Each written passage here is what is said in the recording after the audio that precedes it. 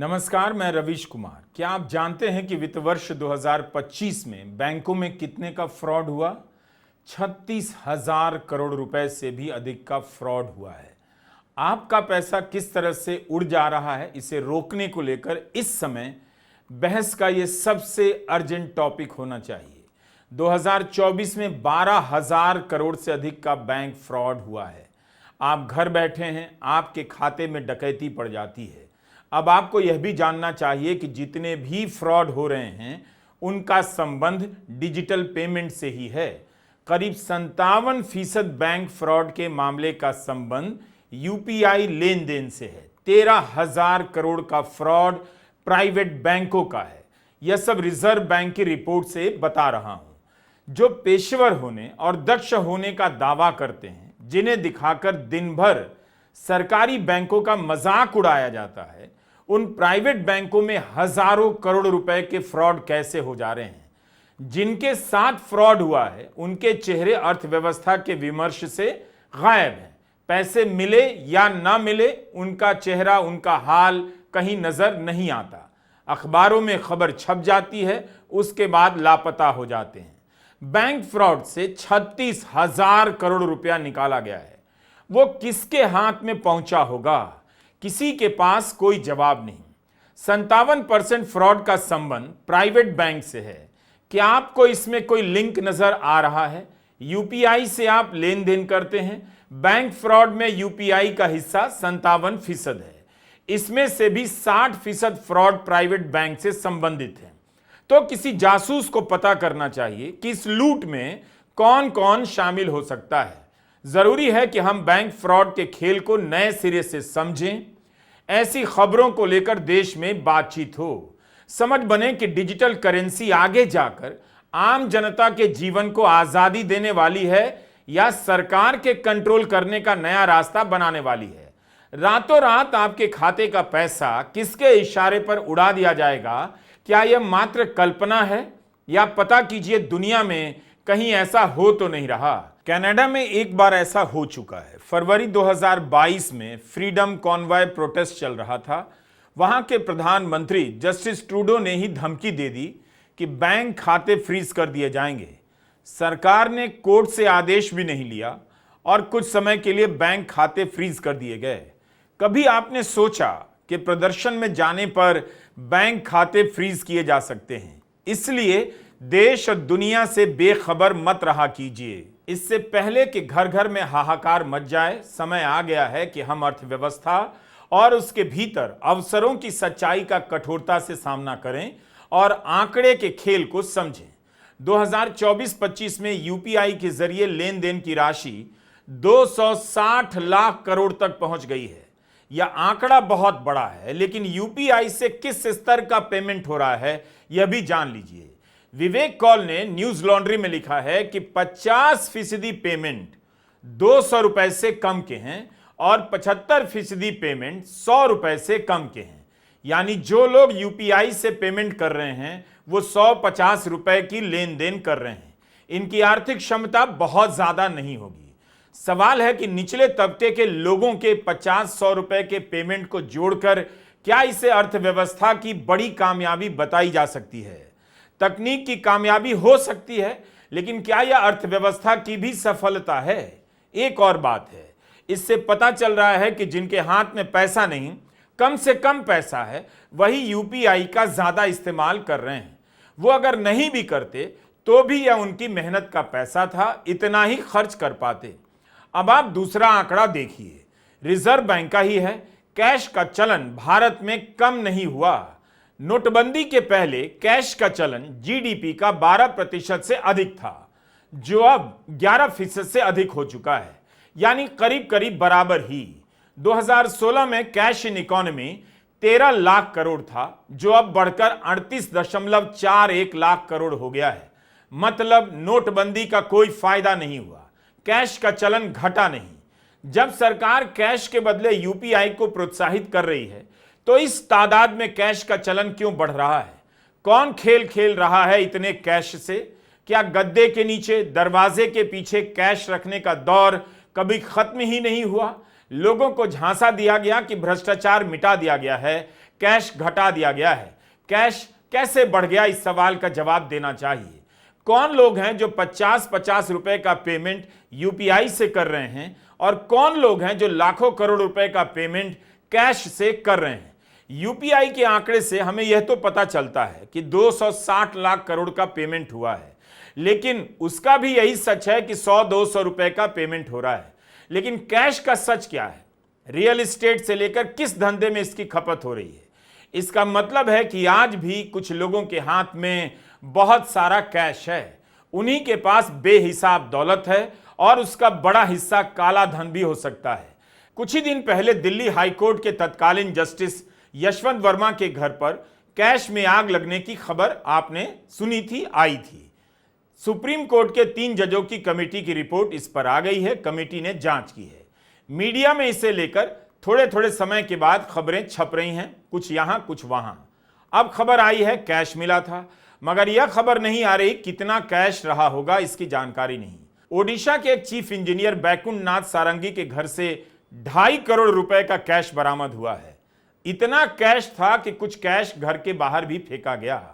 ओडिशा में ही ईडी के उपनिदेशक चिंतन रघुवंशी को गिरफ्तार किया गया। इन्होंने छापा मारा एक व्यवसायी के घर और उसी केस में राहत देने के लिए 50 लाख रुपए की रिश्वत भी मांगी। 20 लाख रुपए की पेशगी के समय अरेस्ट हो गए। लेकिन आप या हम नहीं जानते कितने लोग, जिनकी संख्या कुछ हजार में हो सकती है या कुछ लाख में हो सकती है, कैश के ढेर पर बैठे हैं।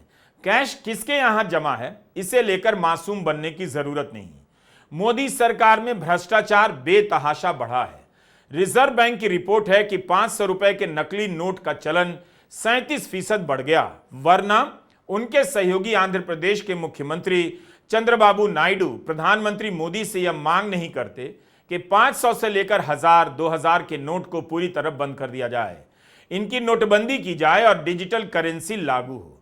नीति आयोग की बैठक में नायडू ने यह सुझाव दिया कि कैश का चलन बंद होगा तो राजनीतिक और सार्वजनिक जीवन से भ्रष्टाचार खत्म होगा।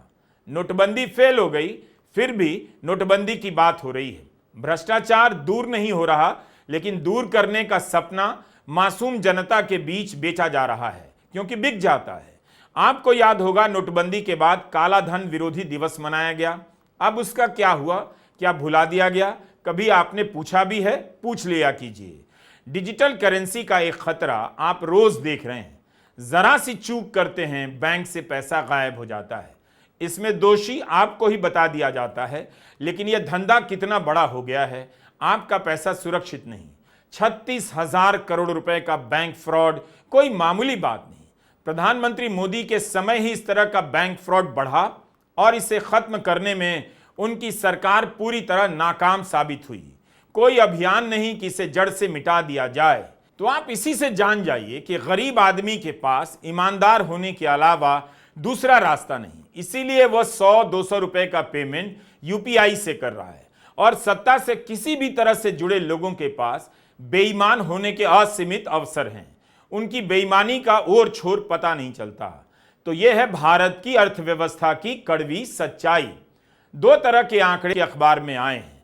एक आंकड़ा बता रहा है कि जनवरी से मार्च की जीडीपी 7.4% रही है, जिसके कारण इस पूरे वित्त वर्ष की जीडीपी 6.5% हो सकती है।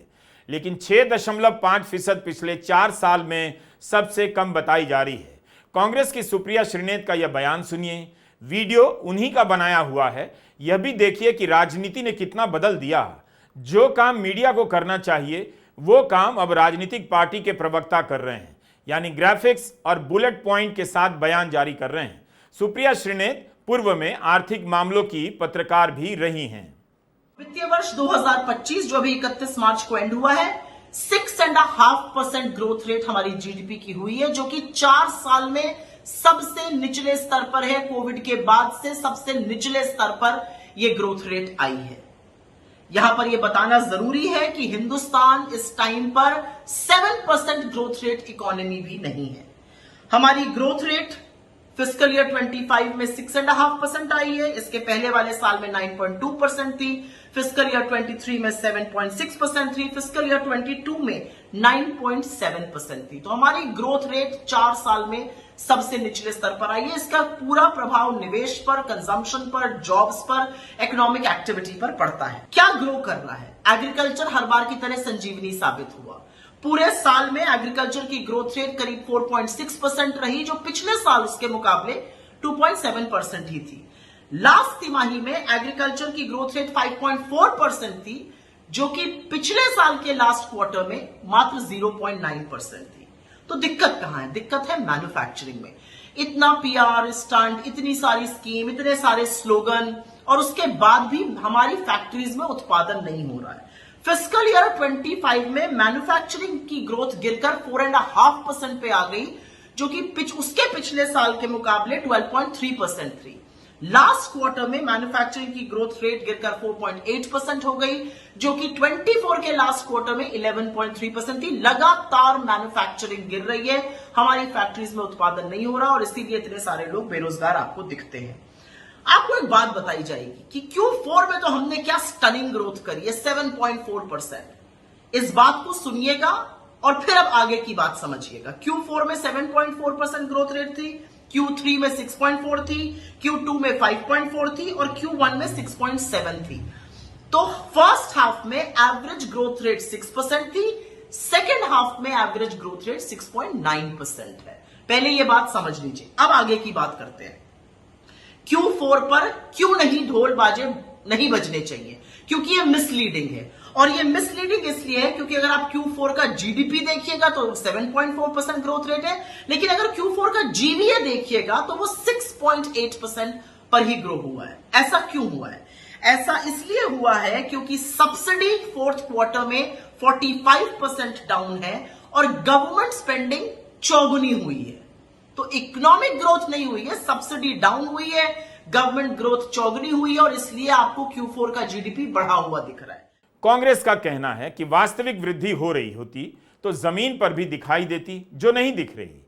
इस बीच एक और खबर आई है। 10 साल से यही हो रहा है।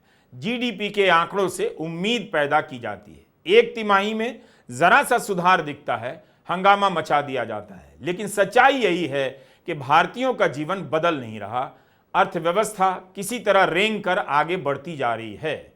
प्रधानमंत्री बिहार गए, 20 साल कम नहीं होता। वहां पर 20 साल से नीतीश कुमार मुख्यमंत्री हैं। करीब 48% लोग बिहार में 20,000 रुपए से भी कम कमाते हैं। 34.13% यानी 94 लाख परिवार महीने में 6,000 रुपए से भी कम कमाते हैं। 50,000 से अधिक कमाने वाले बिहार में 4% से भी कम हैं। इतना बड़ा राज्य और उसकी आर्थिक हालत की यह तस्वीर। नीतीश कुमार की सरकार ने ही 2023 में जाति गणना कराई थी और उसकी रिपोर्ट पेश की। इस सर्वे में बताया गया है कि 95% से अधिक बिहार के लोगों के पास यातायात का अपना कोई साधन नहीं। बिहार की आबादी 13 करोड़ से कुछ अधिक है, और 12.48 करोड़ के पास परिवहन का कोई साधन नहीं। केवल 0.44% के पास ही 4 पहियों वाली गाड़ी है।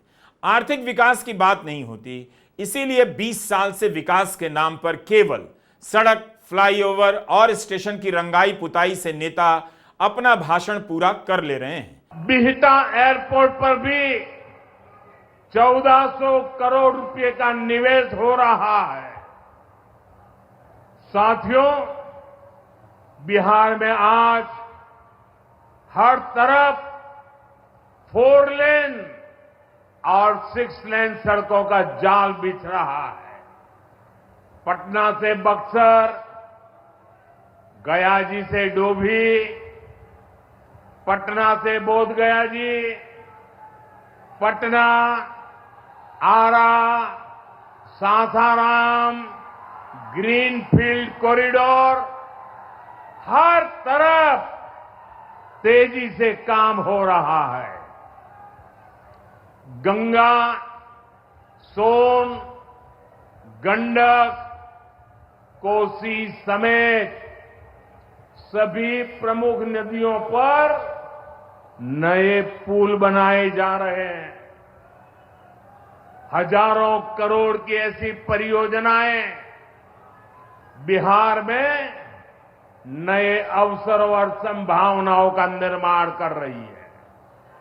इन प्रोजेक्ट से हजारों युवाओं को रोजगार मिलेगा। विकास दिखे इसलिए स्टेशनों की रंगाई पुताई सजावट की जा रही है ताकि लगे कुछ हुआ है। लोगों का जीवन लेकिन कम बदल रहा है। कब तक बिहार सड़क निर्माण के आईने में ही अपना चेहरा देखता रहेगा? कब देखेगा कि उसके कॉलेज कबाड़ में बदल चुके हैं, वहां से केवल पलायन के लिए एक सर्टिफिकेट मिलता है, पढ़ाई खाक हो चुकी है। सोचिए, इतनी बड़ी अर्थव्यवस्था बनने का स्वांग कर रहे हैं और बिहार की 13 करोड़ आबादी में से 12 करोड़ लोगों के पास कंप्यूटर या लैपटॉप नहीं है। यह जाति गणना की रिपोर्ट में यह सब आया है। कब तक हम इस सच्चाई से भागते रहेंगे? कितने साल और धार्मिक मुद्दों पर राजनीति कर लेंगे? कभी ना कभी इन सवालों पर लौट कर आना होगा। जब तक हिंदी प्रदेश के एक जागरूक प्रदेश का यह हाल रहेगा, बाकी राज्यों का क्या हाल होगा आप कल्पना कर सकते हैं। नेशनल स्टैटिस्टिक्स सर्वे एनएसओ की एक रिपोर्ट आई है। इसके अनुसार भारत के ग्रामीण इलाकों में आधी महिलाओं के पास अपना फोन नहीं है। 15 साल से ऊपर की 51.6 महिलाओं के पास मोबाइल फोन नहीं है, जबकि 80% मर्दों के पास फोन है। इसका एक मतलब यह भी हुआ कि महिलाओं के पास सूचना और मनोरंजन दोनों के साधन नहीं है, स्वतंत्र रूप से संपर्क के भी साधन नहीं है। उन्हें पता ही नहीं कि देश में, दुनिया में क्या हो रहा है। भारत सरकार ने 2024-25 के लिए कर संग्रह का लक्ष्य रखा था, उससे 58,000 करोड़ कम टैक्स मिला है। इसमें प्रत्यक्ष और अप्रत्यक्ष कर दोनों शामिल हैं। कर संग्रह का टारगेट पूरा नहीं हुआ। फैक्ट्री का उत्पादन कब बढ़ेगा? क्यों नहीं बढ़ रहा? जब फैक्ट्री में उत्पादन नहीं हो रहा तो रोजगार किसे मिल रहा है? अप्रैल 2025 में इंडस्ट्रियल आउटपुट 2.7% रहा, 8 महीने में सबसे कम। विदेशी निवेश के आने को लेकर भी बहस छिड़ी है कि विदेशी निवेश का भारत में आना काफी घट गया है। पिछले साल के मुकाबले 96% कम हो गया है। बाजार का हाल भी बुरा है, लेकिन सरकार का दावा चकाचक, सब चंगा है। लेकिन नहीं, भारत की गरीबी को आप जिस भी तरह से छिपाइए दिख जाती है।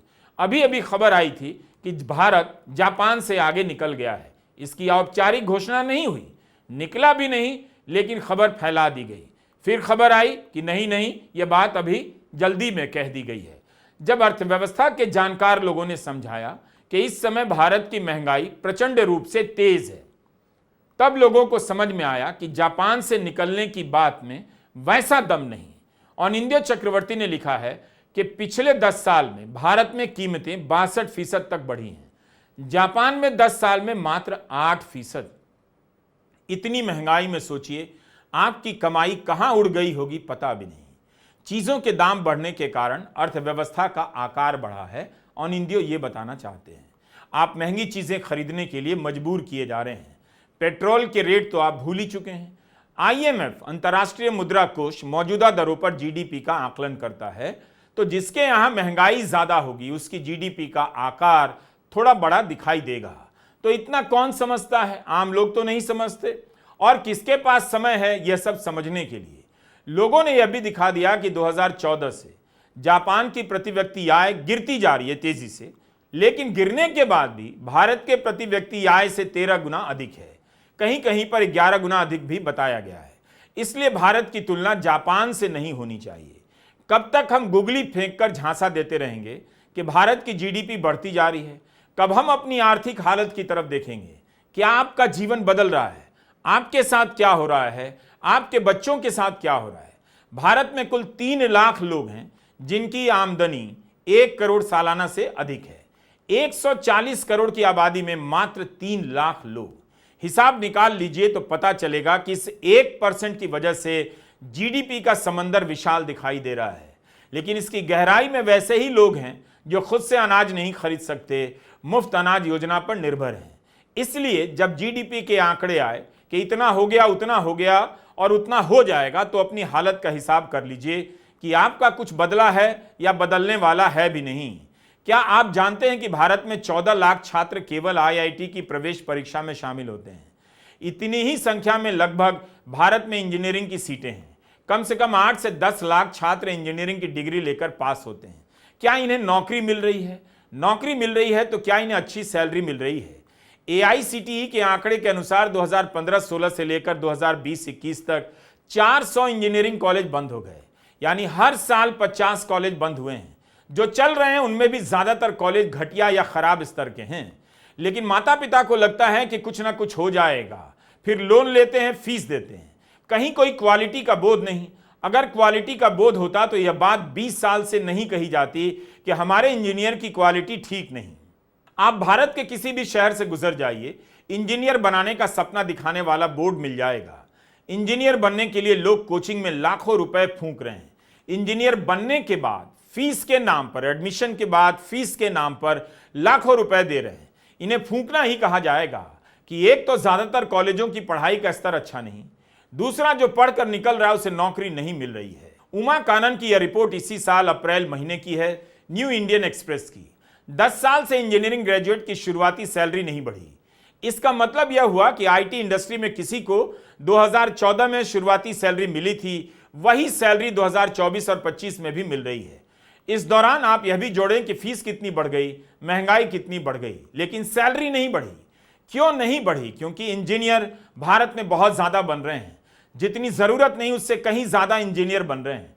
All India Survey of Higher Education के आंकड़े बताते हैं कि 2021-22 में 8.5 लाख इंजीनियर निकले।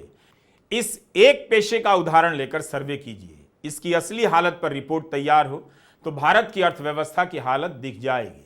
जिस पेशे के लिए एक छात्र 6 से 7 साल कठोर परिश्रम करता है, गणित से लेकर अपने विषय में महारत हासिल करता है, उसे आज के भारत में ढंग की नौकरी नहीं मिल रही। 2020-21 में 2 साल के लिए नए इंजीनियरिंग कॉलेज खोलने की अनुमति पर रोक लगा दी गई थी। 2023 से यह रोक हटा दी गई। कई रिपोर्ट है कि इंजीनियरिंग कॉलेज के 30% सीटें खाली रह जाती हैं, लेकिन कहीं ठीक से बहस नहीं हो रही। कमेटियां बनी हैं, रिपोर्ट आई है, मगर सार्वजनिक जीवन में चर्चा नहीं कि एआई के दौर में लाखों रुपए देकर छात्र कंप्यूटर और इलेक्ट्रॉनिक पढ़ रहे हैं तो उनका क्या भविष्य है। 2023 की यह खबर देखिए, केरला में चपरासी की वैकेंसी निकली। 7वीं पास योग्यता की जरूरत थी, लेकिन बड़ी संख्या में इंजीनियर चले आए साइकिल टेस्ट देने। ऐसी खबरें अब आम हो चुकी हैं। जहां भी चपरासी की बहाली निकलती है, इंजीनियर की बात होने लग जाती है। इंजीनियरिंग से निकले छात्र ऑनलाइन फ्रॉड का रास्ता भी पकड़ रहे हैं। उन्हें कुछ समझ में नहीं आ रहा कि कहां जाएं, तो फ्रॉड के धंधे में लग जा रहे हैं। आप खबरों को सर्च कीजिए, कई सारी ऐसी खबरें मिल जाएंगी। इसलिए कह रहा हूं कि जब आप अपने जीवन के आंकड़ों से देश की जीडीपी के आंकड़ों में मिलान करेंगे तो उतनी दूरी नजर आएगी जितनी धरती और चांद के बीच होती है।